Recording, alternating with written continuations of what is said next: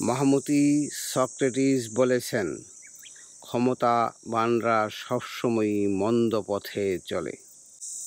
বাংলাদেশের সামাজিক ও রাজনৈতিক ইতিহাস অবলোকন করে বুঝতে পারলাম কথাটি 100% সত্য।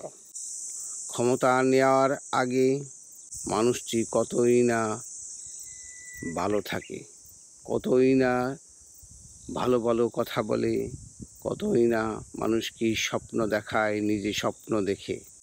কিন্তু ক্ষমতা পাবার পর সামান্য আবেগের কারণে গদির আরাম পেয়ে যায়, সে মন্দ পথে চলে।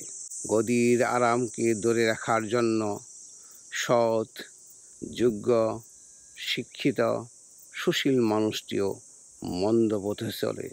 কেন এটা কেমন করে?